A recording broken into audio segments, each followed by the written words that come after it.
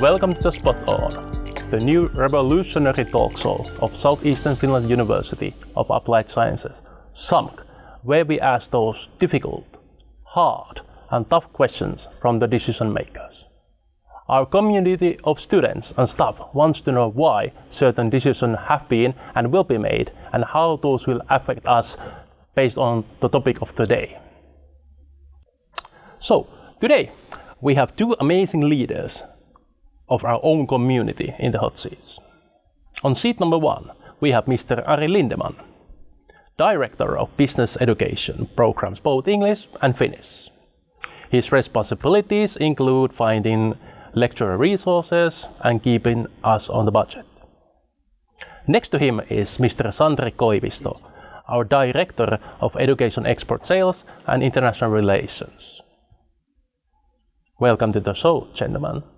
So, Ari, what are the budget challenges from the government in coming years and how it impacts our operations?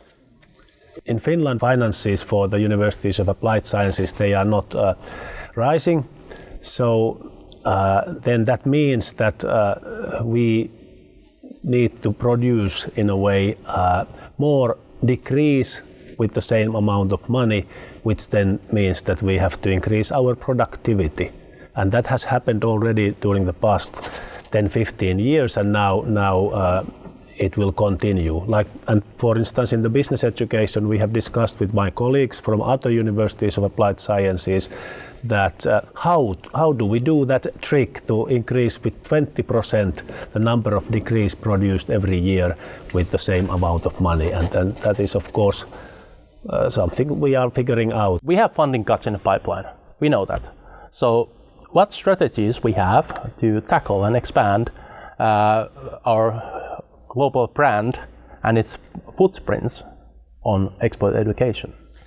We are starting from a very good position. Finland has a good reputation, and of course, when we are delivering our service and our promise to the students, of course, we should be true to that image and that brand. But of course, we are trying to change like many of our operational ways that, let's say, we are requested to do a master's program or something else, or we identify, let's say, a potential need, an opportunity to run a new program, for example. And this sort of mindset change from can we have something to prepare something for 12 months to the, okay, we take the risk that actually we might not be able to pull this off, but it's a slight risk, but we understand that there is this opportunity and we want to try it.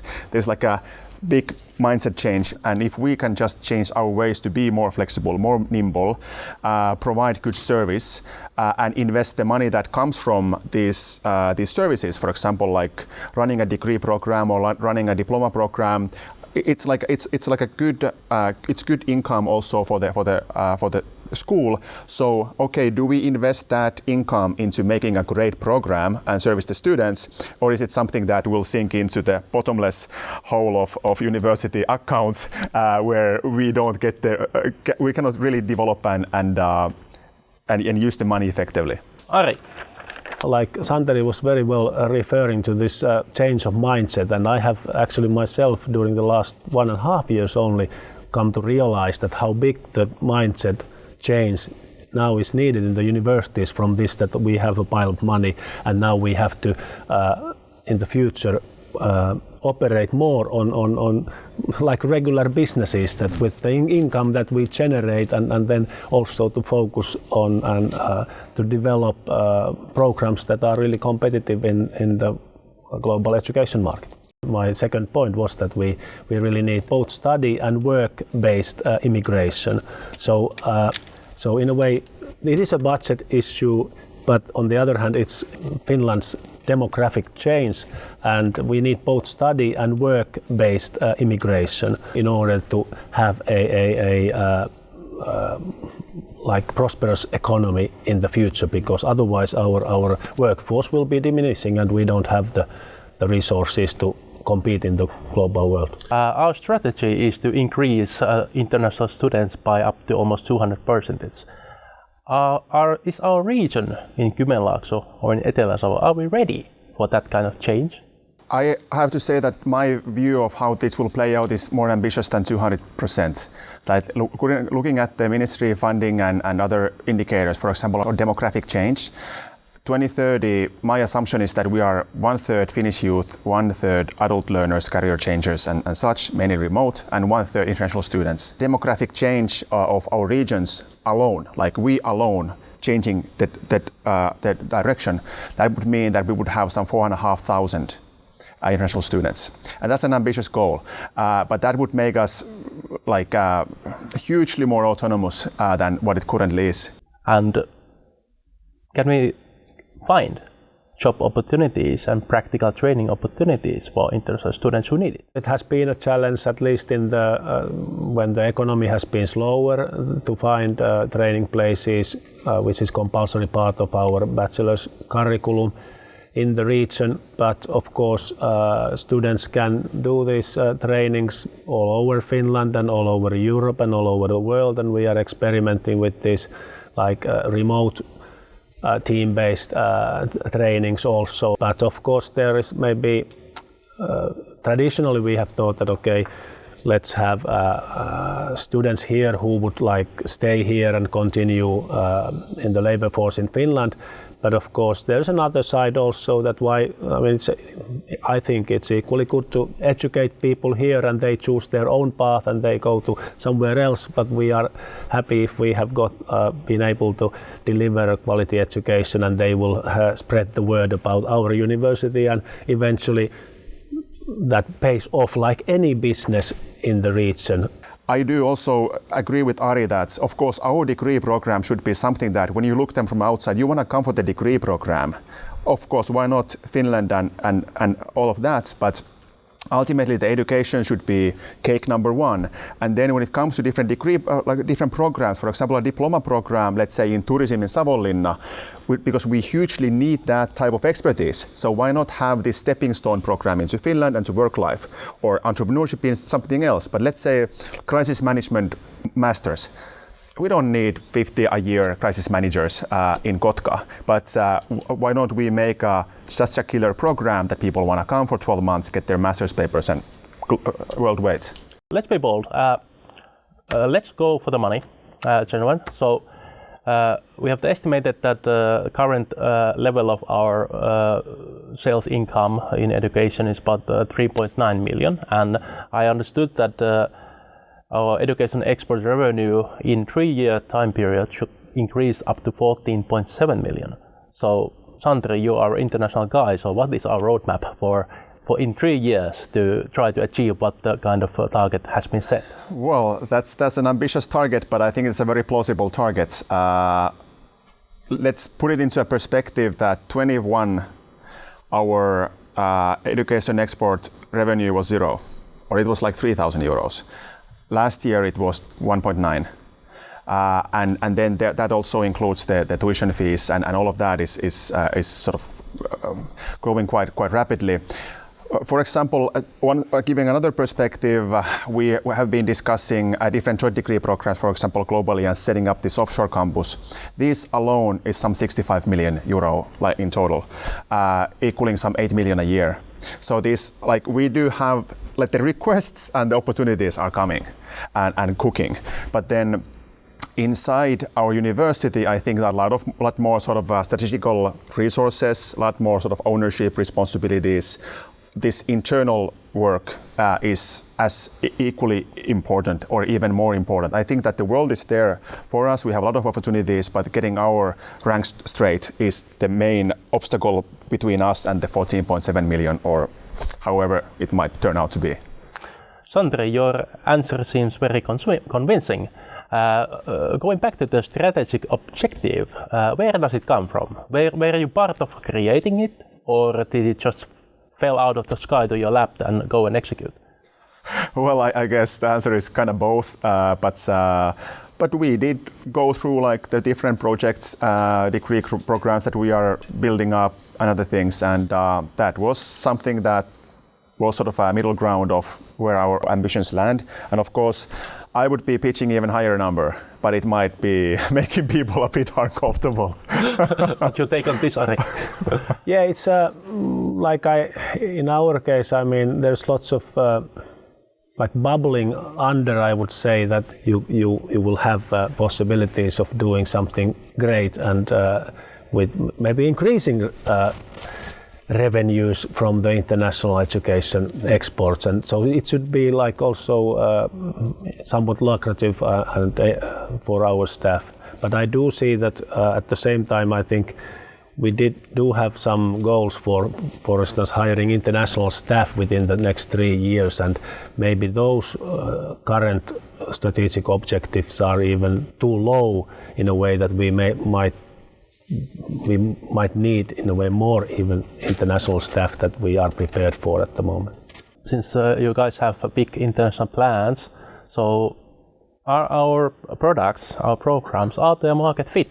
Are they ready for the market? We have noticed both again on the Finnish side and the English thought side that any new alterations to current programs or any new programs that we launch, they should be a little bit more focused on some specific topic, like we have fairly new data analytics program in the Finnish side, and we are planning to do data analytics or business analytics on the English side. So we just have to sort of think about carefully that what is the more sharper focus of our programs. So Santeri, you're the sales guy, so they're planning some programs and degrees, but you and your team, you are on the field. You're responsible of our international relations, and so what is the reaction of on those areas that we are going to?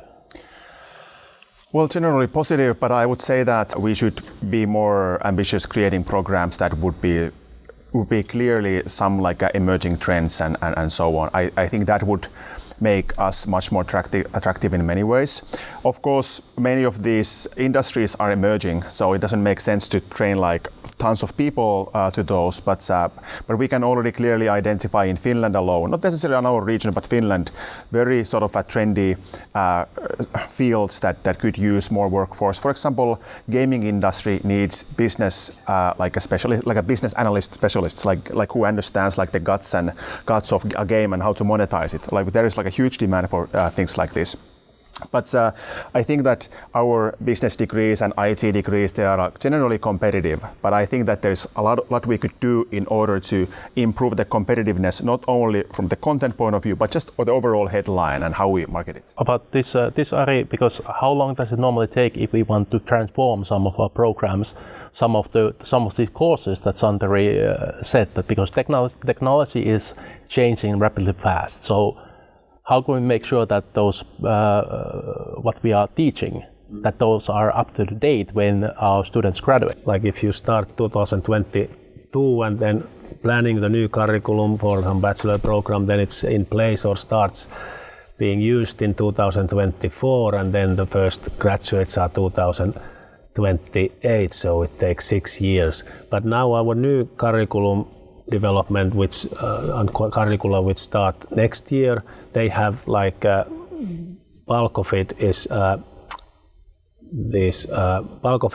it's more flexible in terms of the new curriculum development. So at least we can, these advanced modules we can change more quickly within the current curriculum. But I think it's not just about the trendy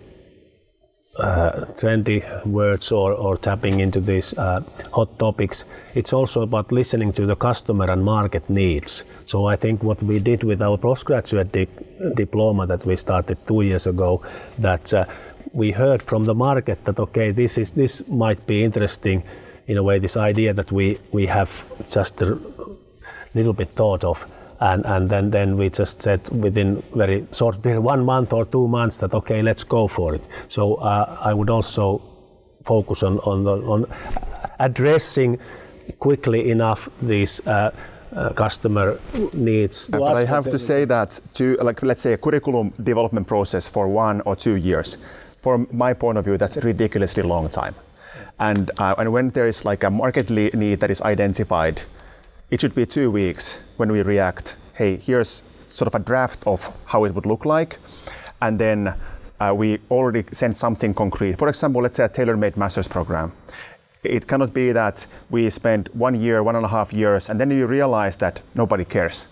We want to know like instantly, if we get a hint somebody cares, we outline a product, here you are you interested?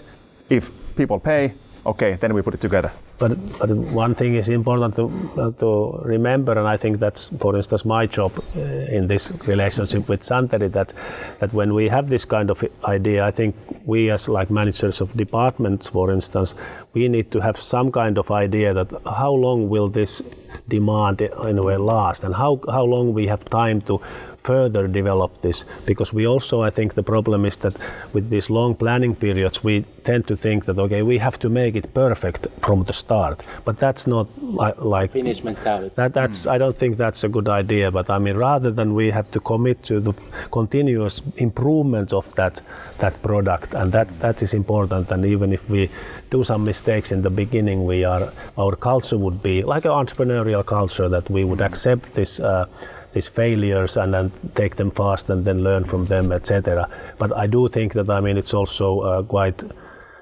risky and costly also if we then just do something one time and the other time something different. So I mean, some sensibility there.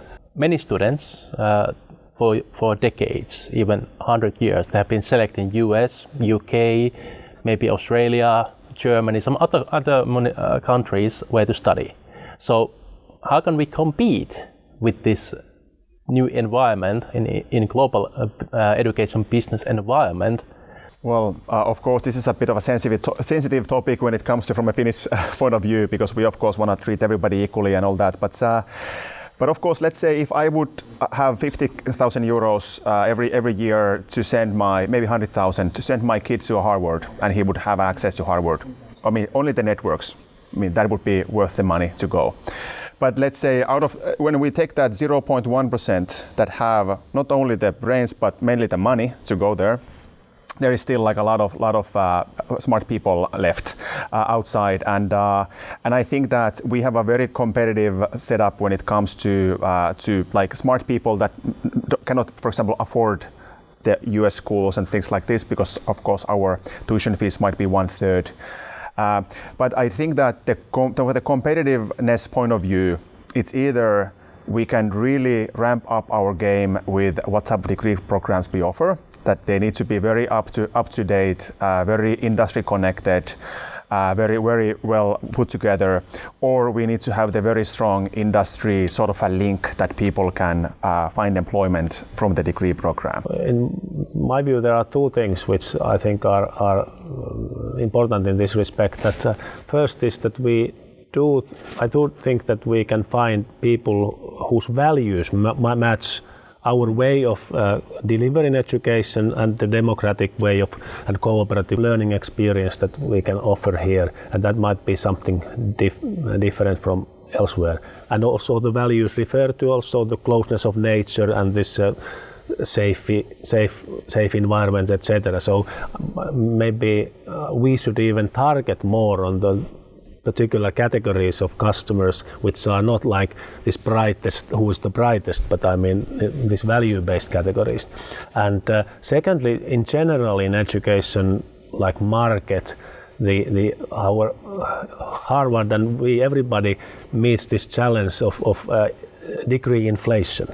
So the value of the degree has been diminishing for 30 years or 30 years. So when you did the Harvard in the 90s, that was much more valuable than at the moment. So then, of course, when you think, when the new students or the parents think about where to send them, so of course, is it any more worth paying 50,000 or 30,000 a year for a certain degree when you get the same data analytics degree with 15,000 euros per year? Or even 100K or something. Yeah. I have one question that is philosophically, personally, and traditionally, it doesn't sound good to view education as a commodity.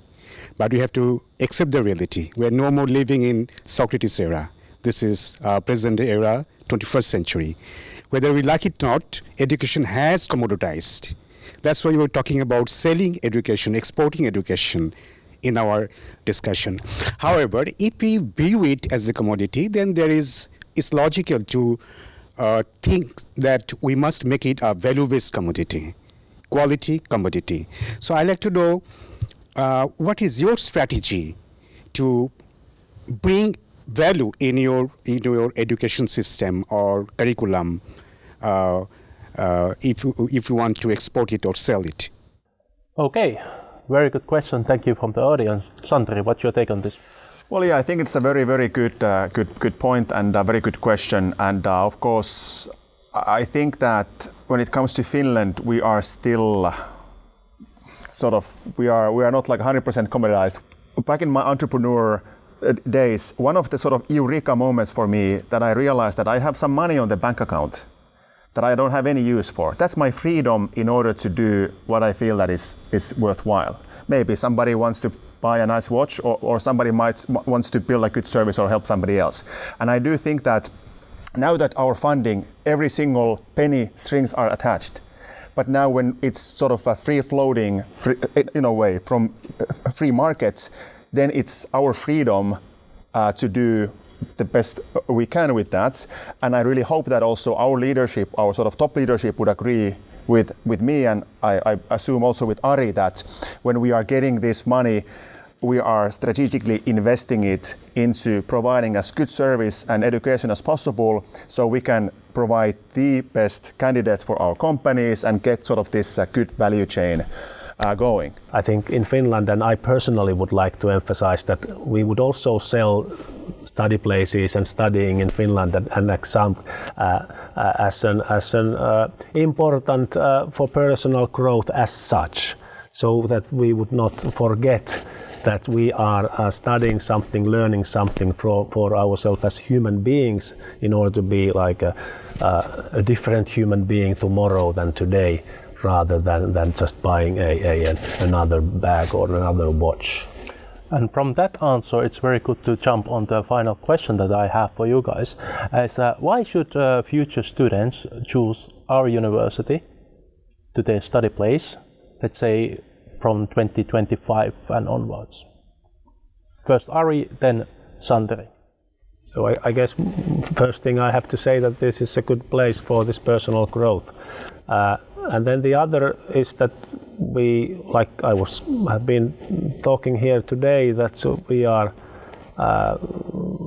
future oriented in our curriculum development, and we continuously try to offer also new courses and new programs that are suited to the marketplace and tapping into the trends, but also putting sharper focus on the programs.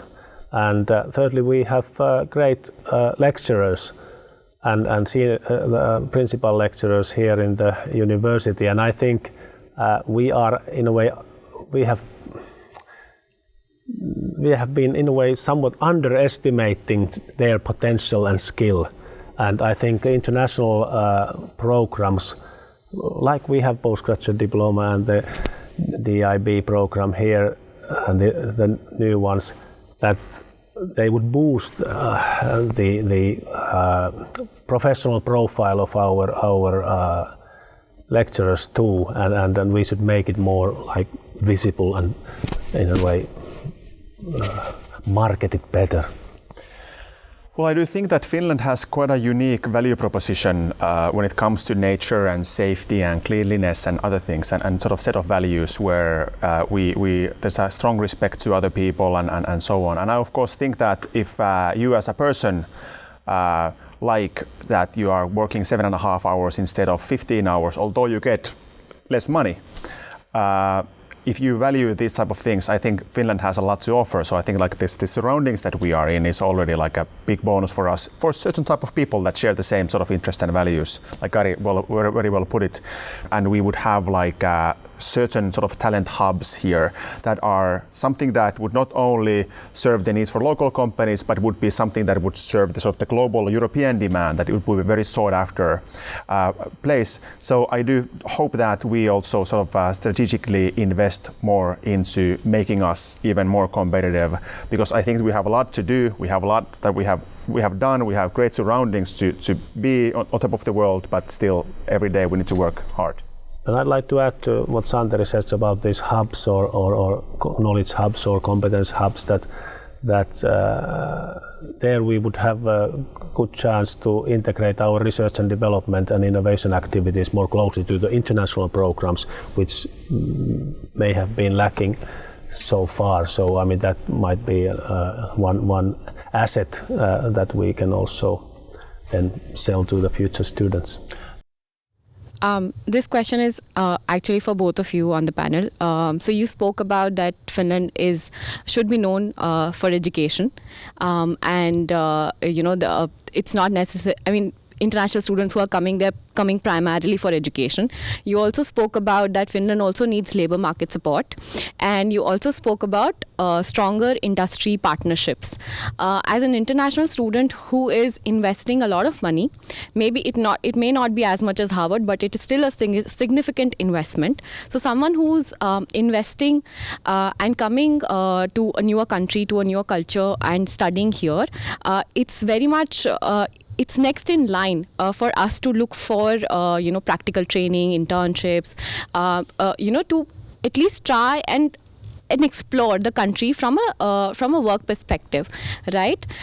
So I just wanted to understand what are your thoughts and what are you also working on stronger industry partnerships, because it is true, and there are reports that international students do face a lot of challenge when it comes to practical trainings, and it is when international students come to a new country, it is their sort of hope that they get to work and explore and add to their international experience, not just from a study perspective, but also from a work perspective. It adds to their overall experience. So what are your thoughts, and are you also working towards it? This is sort of the billion-dollar question. Is Finnish economy going 2% up every year, or is it going 1% down every year? And in order to answer this question and solve this question, I think this is sort of the main existential question for Finland. And yes, I'm proud to say that although it's not perfect, we are not done. But we have started investing significantly in this, and we do have like integration people on each campus that are supporting people to first of all settle down, but then start integrating, finding those networks. We are strongly lobbying local actors, companies, cities in order to take more international students. 2 years ago it was rough. Today we see glimpse of light at the end of the tunnel.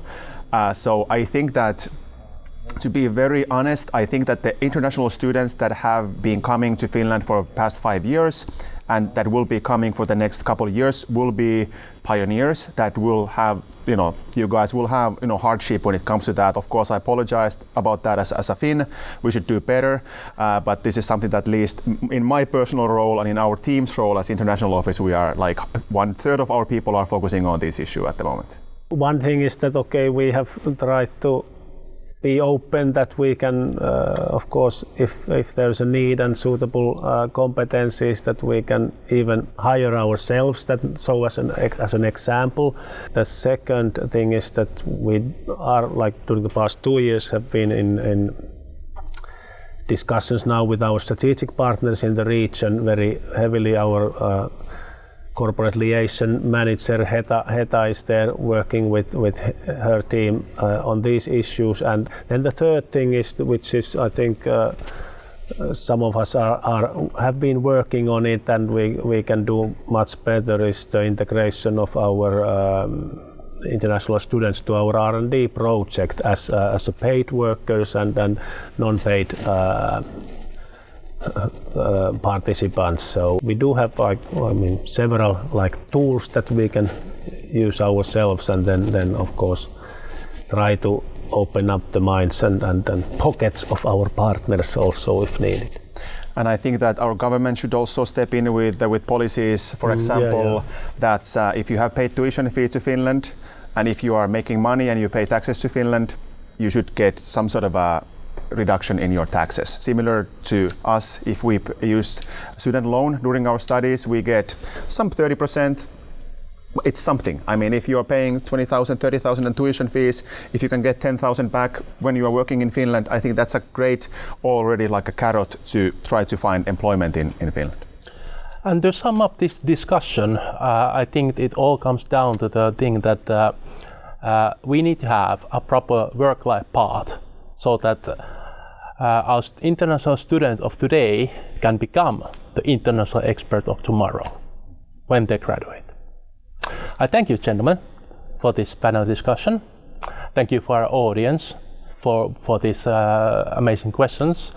And to close down this episode of Spot On, I have to say follow us and make sure to look after what kind of direct discussions there will be at next episode on Spot On. Good night.